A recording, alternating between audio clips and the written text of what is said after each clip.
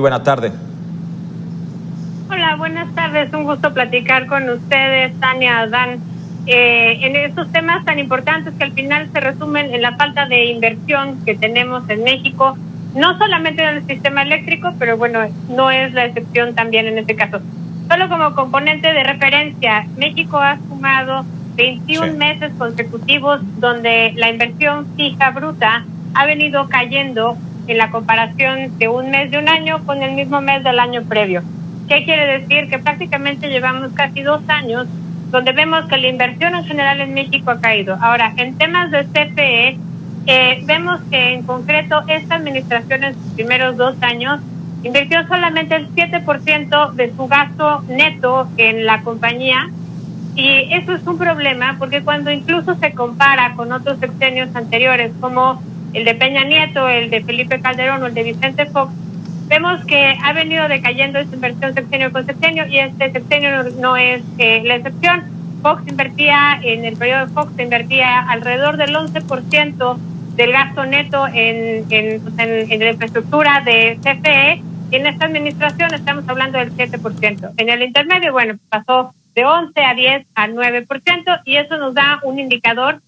de que francamente no está siendo una prioridad. Ahora, debiera ser una prioridad definitivamente, debiera ser una prioridad por lo menos en 2 rubros. En el rubro de tener mayores capacidades para alimentar con energía eléctrica a todo el país. Eso es además una aspiración de largo plazo. Queremos ser una economía competitiva, tenemos que tener energía eléctrica por todos lados. Ahora, la infraestructura de energía eléctrica tiene 2 pedazos. Tiene la parte de transmisión, son las líneas de transmisión que vemos en las carreteras que van de una torre a otra, y tenemos las líneas de distribución, que son los cables que cuelgan prácticamente en cualquier ciudad entre un semáforo, un poste y un árbol. Esas 2 son actividades que son monopolios del Estado, según consta en la reforma energética de 2013. Así está en la Constitución, y así es como la interpretación de esta administración indica que el sector privado no tiene lugar en esta inversión. ¿Cuál es el problema? Que si el gobierno no invierte y el gobierno no busca alternativas de financiamiento en colaboración con el sector privado, pues entonces ni una ni otra, y los que acabamos pagando el pato, como siempre, somos las y los mexicanos que nos quedamos sin energía eléctrica. Razones históricas o políticas, la CFE además siempre se ha especializado más bien en la generación de energía eléctrica, que es justo donde hay una apertura, digamos, al mercado.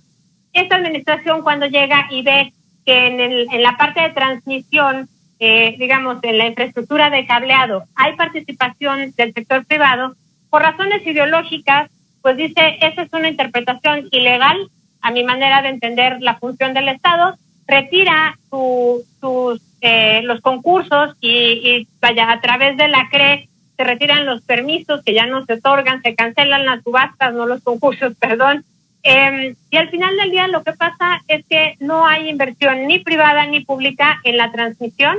ni en la distribución. En lo que sí hay, pues es en la generación, pero es una generación además con plantas obsoletas, con tecnología muy básica, muy antigua. La Comisión Reguladora de Energía en esta nueva administración, en esta nueva composición, acaba de aprobar hace poquito la ampliación de la vida útil de las plantas, es decir, de quienes generan energía de la CFE, que como les decía, son viejas, son contaminantes y son muy caras. Esto me lleva a terminar mi aportación en este espacio, a que México destina relativamente poco a la inversión, pero en general la CFE destina poco. Se está destinando más o menos en el presupuesto de este año una cantidad equivalente en Dos Bocas, que es la refinería que se está construyendo, y en CFE. Y en general México no se distingue, ni siquiera desde la firma del Acuerdo de París hace unos años, en tener compromisos verdes, porque México pues considera que su fuerte es la economía petrolera. Sofía, buenas tardes. Nos comentas, me llama la atención este dato que dabas al inicio, que bueno, pues a lo largo de esta administración se han invertido solo 7% del gasto neto de CFE, y esto contrastando con lo que decía hace un tiempo el presidente, que se quería avanzar hacia la autosuficiencia eléctrica, además de que se está centrando, bueno, en querer destacar el papel de CFE y de Pemex, cuando vemos que pues en otros países se está avanzando, por supuesto, hacia las energías limpias. Totalmente. La verdad es que la infraestructura en la cual se está invirtiendo es infraestructura que tiene que ver con el uso de hidrocarburos. No se está invirtiendo en energías limpias. Y eso es realmente el reclamo no solo de los grupos ambientalistas, sino incluso de los congresistas norteamericanos, que por supuesto vienen presionados por las propias empresas que estaban licitando y concursando en México para ser parte de la ejecución de la entonces llamada reforma energética, donde se permitía en esquemas muy regulados y en concursos muy bien estructurados, en subastas públicas, donde podía haber un engarzamiento entre la inversión privada y la inversión pública, a manera de que tanto en la transmisión como en la distribución de la energía pues hubiera participación del sector privado y con ello, digamos, se sorteara la falta de recursos públicos. Claramente, esta interpretación de que el monopolio del Estado está en que el Estado es el único que puede hacer la distribución y la transmisión, pues es una manera, la verdad, muy limitada de entender, porque otra vez no se están ofreciendo ni soluciones ni alternativas, simplemente se está optando por dejar de invertir en la energía limpia, pero además se está dejando de optar en la transmisión de la energía, solamente en la generación, lo cual a mí me lleva a pensar que hay una falta de planeación y posiblemente podría llegar a pensar en algún momento que hay intereses solamente en la generación de energía para algunos sectores, para algunos segmentos. No tengo, digamos, elementos para definir hacia dónde se estaría yendo, pero sí es un tema delicado que si tú generas energía no tengas capacidad de distribuirla en todo el país, sobre todo pensando en la gente. Aquí, una vez más, el compromiso del señor presidente de primero los pobres, primero la gente, no pareciera ser el caso de las prioridades de CFE, por lo menos. Y bueno, más allá de la parte ideológica del sector privado debe o no participar, si el Estado no tiene los recursos suficientes, las capacidades suficientes para hacerlo, tiene que ponerse creativo y empezar a encontrar maneras en las cuales no falte la energía eléctrica, ¿no? Estamos en un periodo de recuperación económica, no podemos darnos el lujo de que fallen las cadenas productivas, sobre todo en el marco del Tratado de Libre Comercio con Canadá y Estados Unidos. En los nuevos términos hay mucha información que se comparte, digamos, de datos de esas cadenas productivas, y si el suministro de energía falla, no solo falla la cadena productiva, falla la información que se comparte, que además es oral para sectores como el automotriz, donde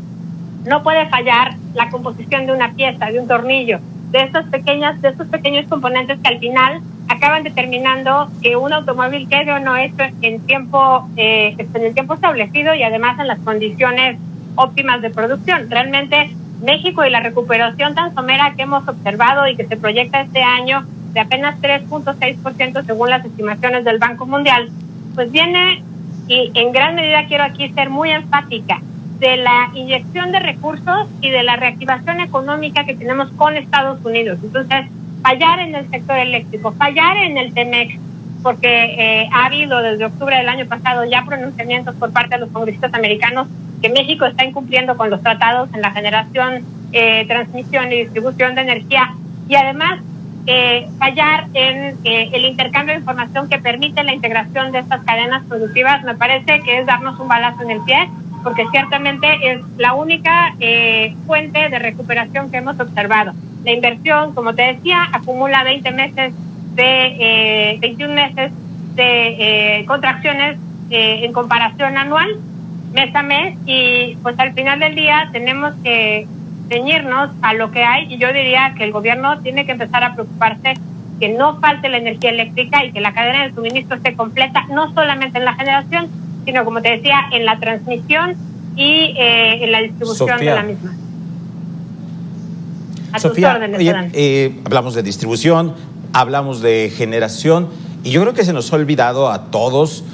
y quisiera preguntarte si tú lo traes en mente. Hay por los 80, se construyó una planta de generación de energía nuclear en Laguna Verde, en Veracruz. ¿Funciona? ¿En qué estado está? ¿Representa algún riesgo? ¿Es una energía que esté surtiendo al país?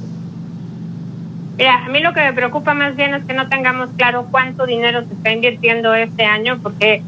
la energía nuclear, si bien puede considerarse como una versión más limpia de la generación de energía eléctrica, no está libre de riesgos, y una planta nuclear que no tenga el mantenimiento adecuado puede ser un riesgo no solamente para el sistema eléctrico en sí, sino en general para toda la región en donde está establecido, donde está puesta la planta. Y al final del día es un tema que tenemos que echarle ojo, y me comprometo contigo a revisar cuáles son los números que trae el presupuesto que se va a ejecutar este año, y con gusto los comentamos.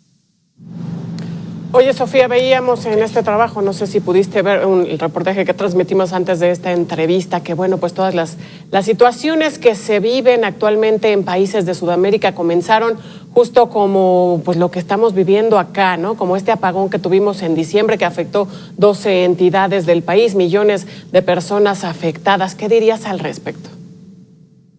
Yo diría que no es un escenario comparable. Yo más bien pensaría en que es una falta absoluta de planeación, lo cual es muy grave en sí mismo. No quiero demeritar y no quiero dejar al auditorio con la sensación de que no pasa nada. Lo que sí me parece importante destacar es que es una circunstancia distinta, y que finalmente aquí todavía tenemos una Comisión Reguladora de Energía que a algunos les puede parecer se alinea demasiado con el gobierno en la composición que tiene actualmente. Pero yo diría que por eso es importante defender a nuestros órganos autónomos. La Comisión Reguladora de Energía no es la excepción, y en este caso habría que buscar las respuestas tanto por la vía de la transparencia como por la vía,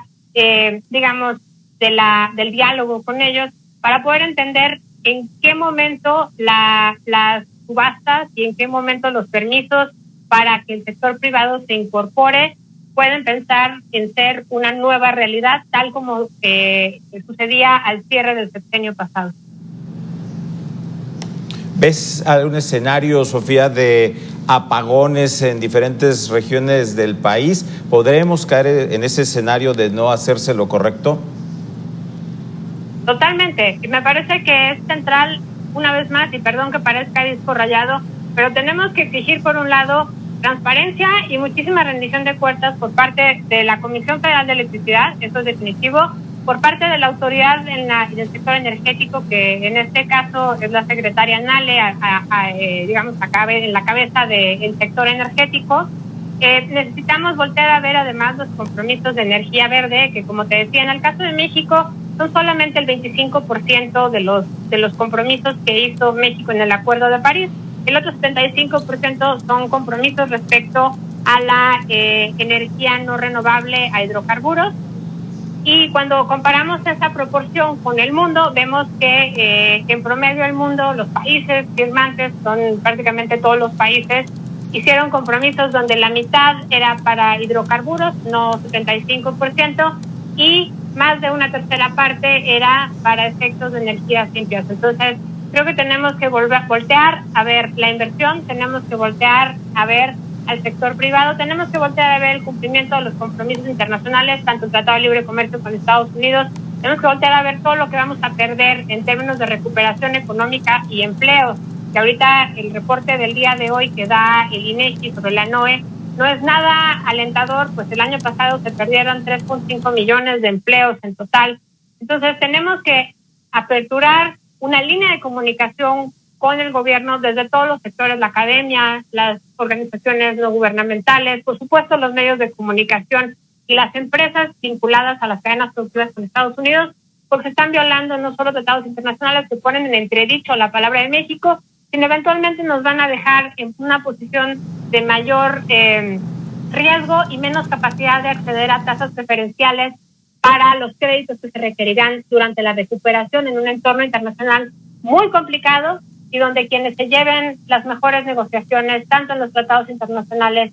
como en la solicitud de créditos a los entes financieros internacionales, serán quienes puedan confiar, y más bien serán en quienes puedan confiar y quienes hayan cumplido con, al menos parcialmente, sus metas. En el avance que lleva México en el cumplimiento de las metas del Tratado del Acuerdo de París, vamos muy por detrás de los compromisos adquiridos, y es posible que nos tome entre un lustro y una década llegar a los acuerdos, digamos, con posterioridad. Vamos a llegar tarde, vamos a llegar mal parados, vamos a llegar sin inversión, y sobre todo vamos a llegar con una infraestructura eléctrica muy maltrecha. Justamente, Sofía, venimos de 2019 cuando México era parte del top 15 de los países con mayor inversión en energías renovables, esto de acuerdo con un reporte de la ONU, y bueno, llegamos justo a hoy cuando pues vemos pues una mentalidad muy setentera de pues apostarle a los combustibles fósiles. México está perdiendo ahí oportunidades en energías limpias y sobre todo ahora que estamos empezando una nueva relación con Estados Unidos. Definitivo, y además, vimos desde el día siguiente de la elección norteamericana que el precio de las cotizaciones de las empresas vinculadas a energía verde en noviembre se revaloraron en cuestión de días. Pues parte de la plataforma del ahora presidente Biden es justamente retomar no solo el Acuerdo de París, sino además empezar en una transición hacia las energías limpias. No es tampoco nada nuevo y seguramente lo hemos platicado en otras ocasiones, pero la revolución, digamos, hacia energías limpias se preveía alrededor del año 2040. Con esta pandemia y con la necesidad de invertir en nuevas tecnologías, de mayor conectividad, de reducir, digamos, la inversión en energías fósiles y demás, vemos que esa revolución verde se acerca más hacia el año 2024, que es prácticamente en 3 años. Estamos a la vuelta de la esquina donde el mundo va a destinar y a priorizar justamente aquellos sectores y aquellos países que puedan proveer bienes y servicios dentro de un marco de compromisos de energía limpia. Y estamos hablando que además México no solo está desaprovechando esa oportunidad, sino que está mermando a lo largo de esta administración ya en varias ocasiones la confianza de los inversionistas, no solo en el sector de inversiones de energías, pero también muy importante, como es en el último caso de Iberdrola hace algunos pocos meses, donde en medio de la pandemia anuncia su presidente que se retiran de México y que no piensan invertir en energías renovables en México, en tanto esta administración no cambie, a la luz de que los contratos que se habían venido obteniendo, las subastas, etcétera, no se habían cumplido. Y también a la luz de lo mismo que se quejaban los congresistas americanos ante una carta ante el presidente Trump en octubre del año pasado, que era pues, un incumplimiento en los términos de la relación entre el sector privado y el Estado, digamos, en la transmisión y en la distribución de energía eléctrica. Sofía Ramírez, directora general de México, ¿cómo vamos? Muchas gracias por compartir con nosotros todas estas reflexiones. Adán, Tania, un gusto como siempre, a tus órdenes.